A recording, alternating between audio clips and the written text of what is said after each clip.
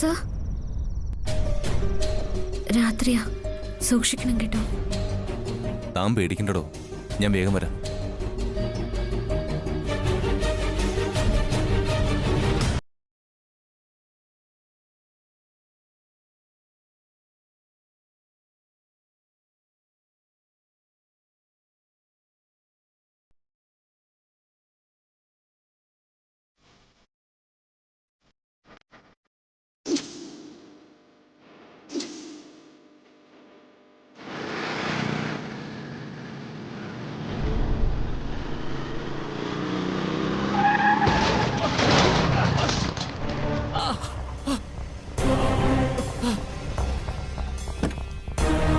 എവിടെ നോക്കിയാണോ വണ്ടി ഓടിക്കുന്നേ? തനിക്ക് കണ്ണില്ലടോ? ഞാൻ ട്രാഫിക് റൂള് പാലിച്ച് തന്നെയാ കാർ ഡ്രൈവ് ചെയ്തത്. നിങ്ങളാണ് റോങ് സൈഡിൽ വന്ന് എന്റെ കാറിലിടിച്ചത്. മര്യാദകേട് പറഞ്ഞാണ്ടല്ലോ.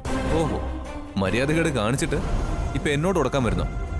എന്റെ പൊന്നു സുഹൃത്തുക്കളെ, നിങ്ങൾ നോക്ക് എന്റെ വണ്ടി ഏത് സൈഡിലാണ് കിടക്കുന്നതെന്ന്. തെറ്റ് കാണിച്ചിട്ട് നിങ്ങളിൽ നിന്ന് ന്യായം പറയണോ? വാഹനം ഓടിക്കുമ്പോ ആർക്കും കൈപ്പിഴ പറ്റും. പക്ഷേ ഞാനിപ്പോ തെറ്റൊന്നും ചെയ്തിട്ടില്ല. തെറ്റ് പറ്റിയത് നിങ്ങൾക്ക്.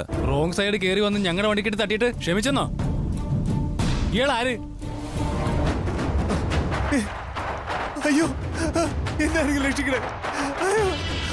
അമ്മേ, ഇയാൾക്ക് എന്താ പറ്റിയേ?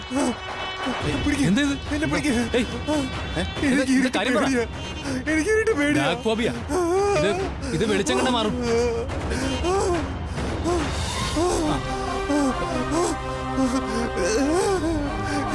നമുക്ക് ഇയാളെ കാറിലേക്ക് കയറ്റാം.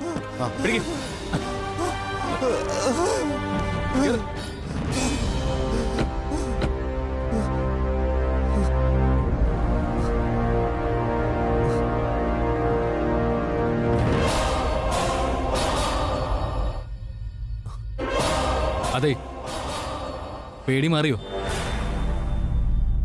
മാറി വരുന്നു. നല്ല ക്ഷീണമുണ്ട്. നമുക്ക് ഇയാളെ വീട്ടിൽ കൊണ്ടാക്കിയാലോ? നല്ല കാര്യം. വീട് എവിടെയാ ബ്രോ? ഞാൻ ആനന്ദ നിലയത്തില. ഓ, വർമ്മ സ്പൈസസ്. ഞാൻ ആനന്ദവർമ്മയുടെ മകനാ. മനസ്സിലായി സാർ, മനസ്സിലായി. മഹേഷേ, നീ ഇറങ്ങി നമ്മുടെ ബൈക്കൊന്ന് എടുത്ത് ഒതുക്കി വെച്ചേക്ക്.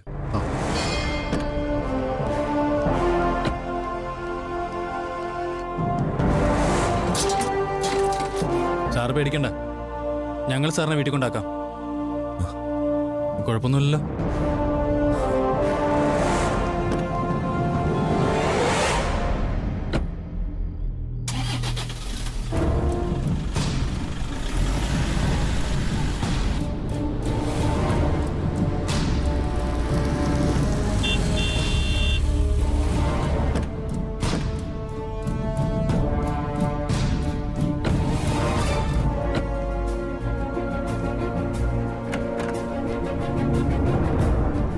എന്താ? ആരാ? എന്തു വേണം? അഖിൽ സാർ കാറിലുണ്ട്. എന്താ? വഴിയിൽ വെച്ച് സാറിന്. അയ്യോ, എന്റെ അഖിൽ മോനെ എന്ത് പറ്റി? വസുന്ധരേ, വസുന്ധരേ, വസുന്ധരേ, വർമ്മേ ഓടി വാ. വസുന്ധരേ, ഓടി വാ. അയ്യോ, അയ്യോ, എന്റെ അഖിൽ മോനെ. അപ്പച്ചി, എന്താ പറ്റി? വണ്ടിയിലുണ്ട്. വർമ്മേ, അങ്ങോട്ട് ചെല്ലേ. കുഞ്ഞിന് മാഡം പേടിക്കാനൊന്നുമില്ല. കാര്യം പറയുന്നതിന് മുമ്പ് അവരെ ബഹളം വെച്ചതാ.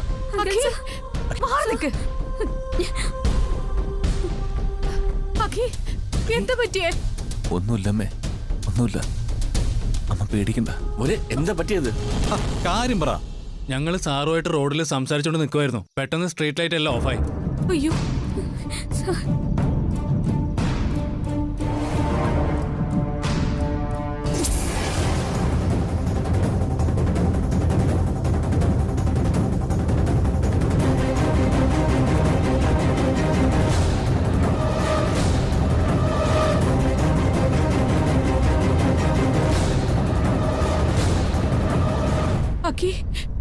കുഴപ്പമില്ലല്ലോ.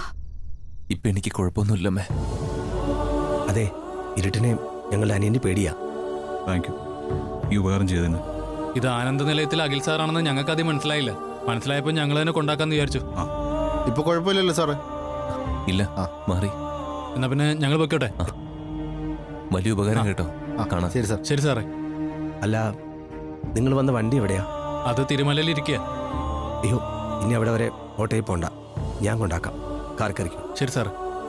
അഖി, നിനക്ക് കുഴപ്പമൊന്നുമില്ലല്ലോ? ഇല്ലേട്ടാ, അവരെ കൊണ്ടുപോയി വിട്ടിട്ട് വാ. ശരിടാ.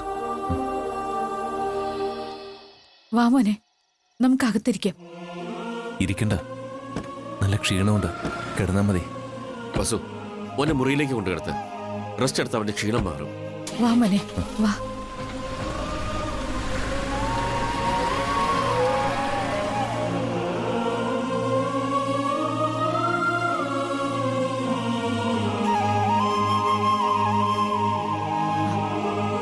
സൂക്ഷിച്ചു.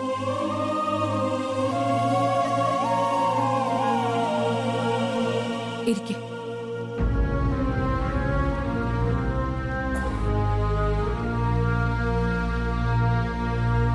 കുടിക്കാൻ എന്തെങ്കിലും വേണോ മോനെ? ഒന്നും വേണ്ടമ്മേ, ക്ഷീണം കുറച്ച് കഴിയുമ്പോൾ മാറിക്കോളും. രാത്രിയിൽ വഴിയിലൊന്നും ഇറങ്ങരുതെന്ന് മോനോട് പറഞ്ഞിട്ടുള്ളതല്ലേ? സ്ട്രീറ്റ് ലൈറ്റ് ഓഫ് ആവുമെന്ന് ഞാൻ കരുതിയതാണോ അമ്മേ? വർക്കലോട് കൂടുതലാണെങ്കിലും ഇനിമേൽ 5 മണി കഴിഞ്ഞാൽ നീ ഓഫീസിൽ ഇരിക്കണ്ട. അഖി ഇരുട്ടുന്നതിന് മുമ്പ് നേരത്തെ വീട്ടിലെത്താൻ ശ്രമിക്കണം. അഖിയുടെ പേടിയൊക്കെ ഇപ്പം മാറ്റുമെന്ന് ചിലരൊക്കെ പല പ്രാവശ്യം വെല്ലുവിളിക്കുന്ന കേട്ടായിരുന്നു. ഒന്നും നടന്നു കണ്ടിട്ടില്ല ഇതുവരെ.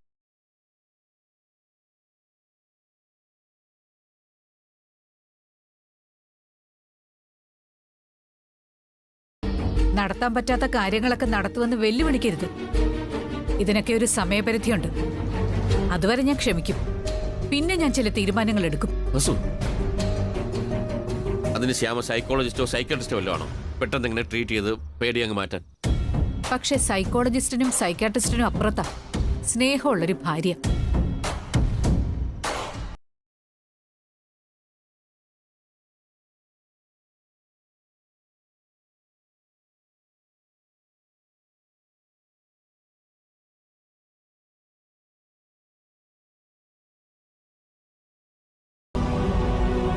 ചില കരാറുകളുണ്ട്, തീരുമാനങ്ങളുണ്ട്. എന്റെ അമ്മയാ ആദ്യമായിട്ട് ആ തീരുമാനം പരസ്യമായി അറിയിച്ചത്. എന്റെ അമ്മയുടെ തീരുമാനത്തിന് ഒരിക്കലും മാറ്റം ഉണ്ടാവാൻ പാടില്ല.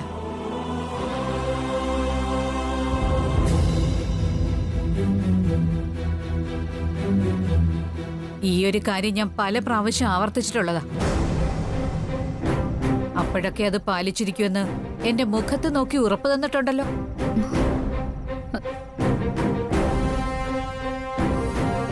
ഇനിയൊന്ന് നീട്ടിക്കൊണ്ടുപോയാ ഞാൻ രണ്ടും കൽപ്പിച്ചൊരു തീരുമാനം എടുക്കും.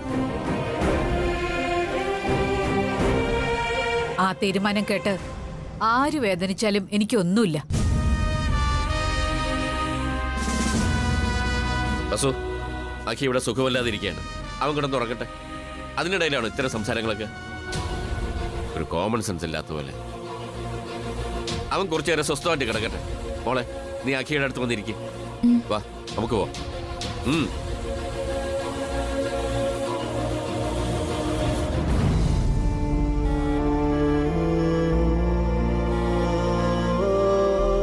ശ്യാമേ, വാ.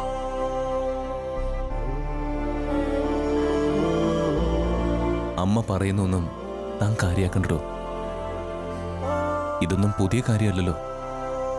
അമ്മ പറഞ്ഞതിൽ കാര്യമുണ്ട് സർ. അത് കേട്ടിട്ട് എനിക്കൊരു ദേഷ്യമില്ല. അതെന്റെ കടമയോ ഉത്തരവാദിത്വം അല്ല, അതെന്റെ സ്നേഹം.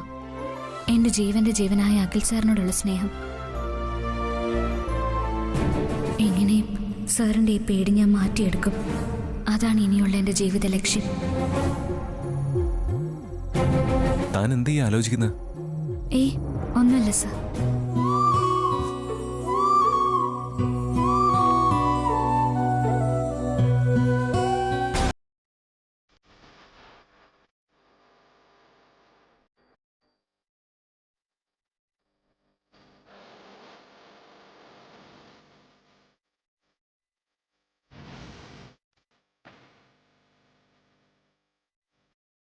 എന്താ ജീവനൊരു ആലോചന?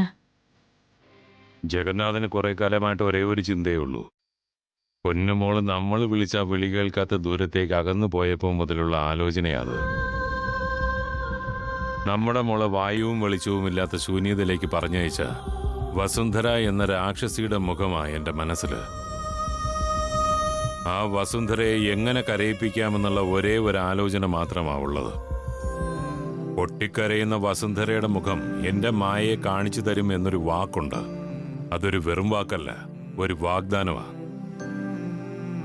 അത് ഞാൻ പാലിച്ചിരിക്കും. വസുന്ധരയുടെ നാശം കണ്ടാൽ മാത്രമേ എന്റെ മോളുടെ ആത്മാവിന് മോക്ഷം കിട്ടൂ. നമ്മുടെ സ്വപ്നമായിരുന്നു നമ്മുടെ മകള്. അവളെ കാലപുരിക്ക് പറഞ്ഞയച്ചവരോട് പ്രതികാരം ചോദിക്കാതെ അടങ്ങിയിരുന്നാൽ നമ്മുടെ മനസ്സിന് എവിടെയാ സ്വസ്ഥത? നമ്മുടെ മനസ്സിന് ശാന്തിയും സമാധാനവും കിട്ടണമെന്നുണ്ടെങ്കിൽ വസുന്ധരയുടെ കഥയുടെ ക്ലൈമാക്സ് നമുക്ക് കാണണം. അത് ഒരു മഹാദുരന്തവുമായിരിക്കണം. അവള് വിളിച്ചു ആ വീതുളി. വീതുളിയോ? ഈ കാർപ്പന്റേഴ്സ് ഉപയോഗിക്കുന്ന അവരുടെ പ്രധാന ആയുധമാണ് ഈ വീതുളി. അത് നെറുകം തലയിലേക്ക് പ്രയോഗിച്ചാണ് പെരുന്തച്ഛൻ പൊന്നോമന പുത്രനെ കൊന്നത്. ഈഗോ ക്ലാഷ് എന്ന് മിത്ത്. സത്യം ആർക്കറിയാം? അങ്ങനെ ഒരു വീതുളി നമുക്ക് ആനന്ദ നിലയത്തിലുമുണ്ട്. ആ ഉളിയുടെ പേരാണ് ശ്രീമതി ഐശ്വര്യ. കുടിക്കുന്ന വെള്ളത്തിൽ പോലും അവളെ വിശ്വസിക്കാൻ പറ്റില്ല. അത്രയ്ക്ക് പോയിസൺ അവള്. കാട്ടുചിലന്തി എന്നും പറയാം. പക്ഷേ അവൾ നമുക്ക് ഉപകാരിയാണ്. ഉപകാരിയല്ല, സ്പൈ, ചാരവനിത.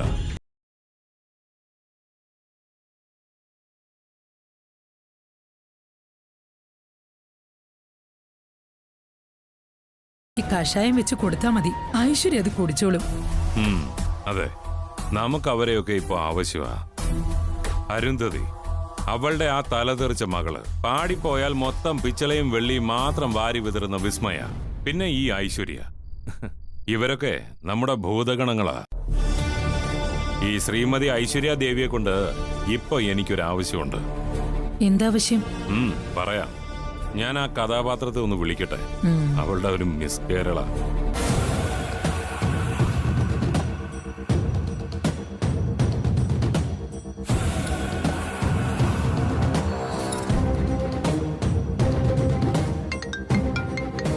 ജഗനങ്ങളാണല്ലോ. ഇതെന്താ ഈ രാത്രിയില്? Hello uncle. ഹലോ ഐശ്വര്യ. പറഞ്ഞോളൂ അങ്കിൾ. രാത്രി വിളിച്ചതിൽ ബുദ്ധിമുട്ടൊന്നും ആയില്ലല്ലോ? ഞാനും മായയും കൂടിയാ വിളിക്കുന്നത്. എന്ത് ബുദ്ധിമുട്ട്? അങ്കിൾ കാര്യം പറയൂ. നമ്മുടെ കഥാനായിക ശ്യാമ വാസുദേവനെ കുറിച്ച് ഒരു കാര്യം പറയാനാ വിളിച്ചത്. അവൾ അടുത്തുണ്ടോ? ഇല്ലില്ല. അവളുടെ ആര്യപുത്രൻ ഓഫീസിൽ നിന്ന് വരുന്ന വഴി ഏതോ ഇരുട്ടത്ത് പെട്ടു. അവിടെ കിടന്ന് കൂവിയപ്പോ നാട്ടുകാരെ പിള്ളേരെ രക്ഷപ്പെടുത്തി കാറെ കൊണ്ടുവന്ന് ഇവിടെ ആക്കി.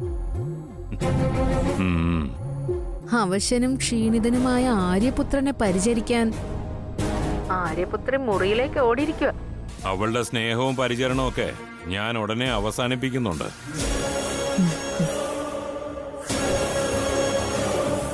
കേട്ടോ ഐശ്വര്യ, അവൾ എപ്പോഴെങ്കിലും തനിച്ചു പുറത്തു പോവുകയാണെങ്കിൽ ആ നിമിഷം എന്നെ വിവരം അറിയിക്കണം. ശരി അങ്കിൾ. എന്താ അങ്കിൾ, പുതിയ വല്ല ഓപ്പറേഷനും ആണോ? ഓപ്പറേഷനൊന്നും അല്ല, പോസ്റ്റ്മോർട്ടം.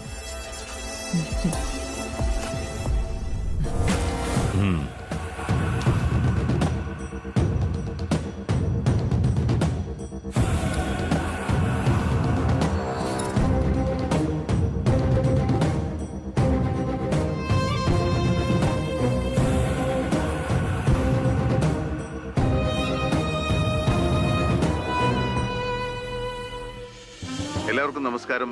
ഞാൻ doctor Dinesh Nambiar, consultant psychiatrist. ഞാനിവിടെ സംസാരിക്കാൻ പോകുന്ന വിഷയം ആൻസൈറ്റി ഡിസോർഡേഴ്സ് അഥവാ ഉത്കണ്ഠ രോഗങ്ങൾ. ആൻസൈറ്റി ഡിസോർഡേഴ്സ് സാധാരണ പുരുഷന്മാരെക്കാൾ കൂടുതൽ സ്ത്രീകളിലാണ്.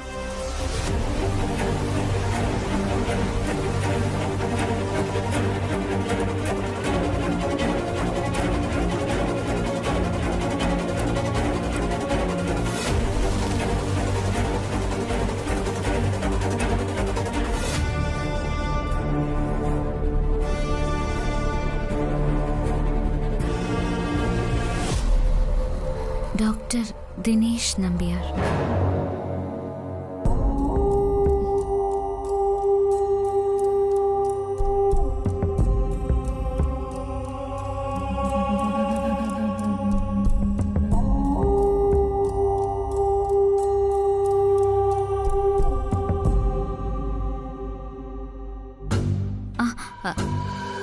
ഹലോ, ഇത് ദിനേശ് നമ്പ്യാരുടെ ക്ലിനിക് അല്ലേ?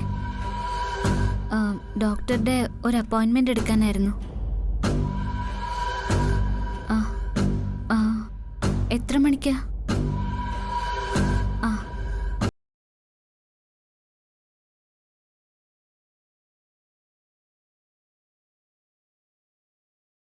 ഓക്കെ.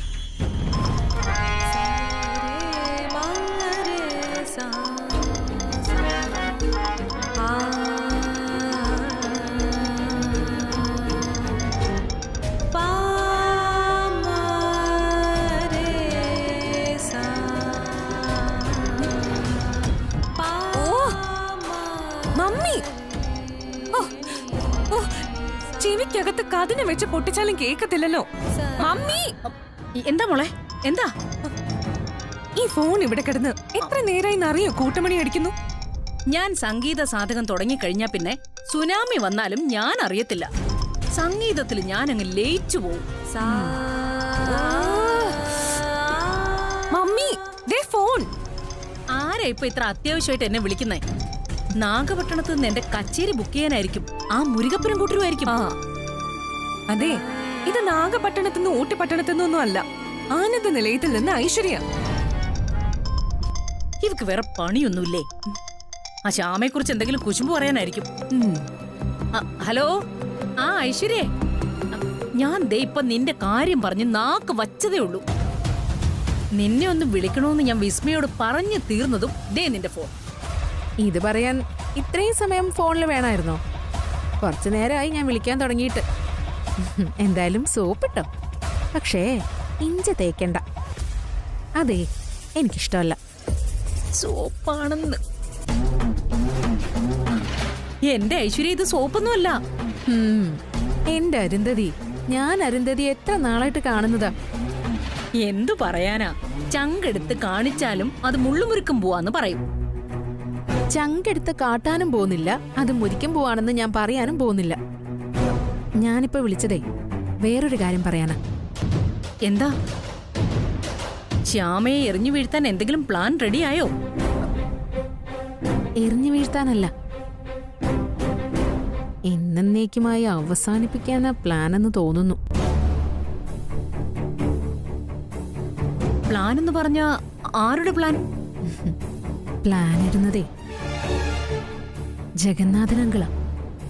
ശ്യാമ ഒറ്റയ്ക്ക് പുറത്തു പോവുകയാണെങ്കിൽ വിവരം ജഗന്നാഥൻ അങ്കിളിനെ അറിയിക്കണമെന്ന് എന്നോട് പറഞ്ഞു. ശ്യാമയെ തട്ടിക്കളയാൻ ജഗന്നാഥൻ പ്ലാൻ ഇട്ടിട്ടുണ്ടെന്നോ? കൂടുതൽ വിവരങ്ങള് എന്തെങ്കിലും അറിഞ്ഞാ ഞാൻ അരുന്ധതി ഫോൺ ചെയ്യാം.